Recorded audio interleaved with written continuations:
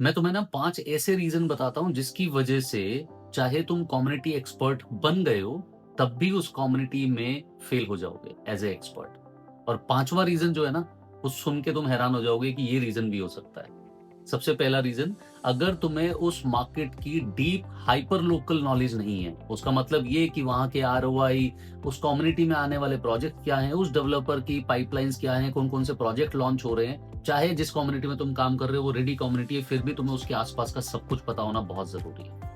दूसरा रीज़न ये है कि अगर तुम डिजिटल प्लेटफ़ॉर्म्स यूज़ नहीं करते, सोशल मीडिया यूज़ नहीं करते, चाहे तुमने 10 प्रॉपर्टी की लिस्टिंग की है प्रॉपर्टी फाइंडर बाय यूथ पे और पॉकेट लिस्टिंग बहुत सारी है, लेकिन अगर प्लेटफ़ॉर्म यूज़ नहीं कर रहे हो, तुम्हारा टिकटॉक अकाउंट नहीं है या सोशल मीडिया पे तुम डिस्प्ले नहीं कर रहे हो प्रॉपर्टी एज़ एन एक्सपर्ट, तो फिर बहुत ज़्यादा चांसेज़ है कि तुम बैठ के सिर्फ़ क्लाइंट्स का वेट करोगे, वो भी सिर्फ़ प्रॉपर्टी फाइंडर बाय यूथ से। तीसरा रीज़न,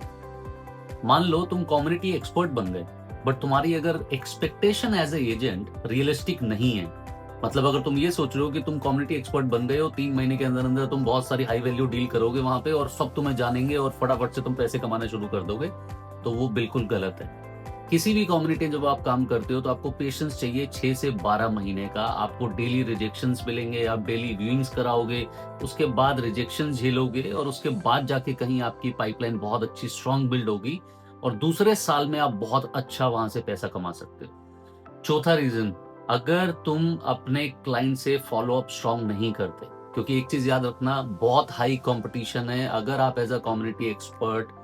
किसी भी क्लाइंट को रेगुलर फॉलोअप नहीं कर रहे हो, तो उस कम्युनिटी में मल्टीपल एजेंट्स काम कर रहे हैं और कोई भी क्लाइंट सिर्फ तुम्हें इंक्वायरी नहीं देगा, वो मल्टीपल एजेंट्स को इंक्वायरी भेजने वाले हैं। तो अगर कोई आपसे ज्यादा स्ट्रांग फॉलोअप करता है, तो वो क्लाइंट डेफिनेटली उस एजेंट के टच में सबसे पहले जाएगा। तो आपको ये इंश्योर करना है कि आप सीआरएम को ढंग से यूज करें और आपके फॉलोअप बहुत स्ट्रांग होने चाहिए। और 5वां रीजन, जिसकी बात मैंने पहले भी की थी, अगर तुम किसी भी कम्युनिटी में एज एन एक्सपर्ट फोकस सिर्फ सेल्स पे करते हो,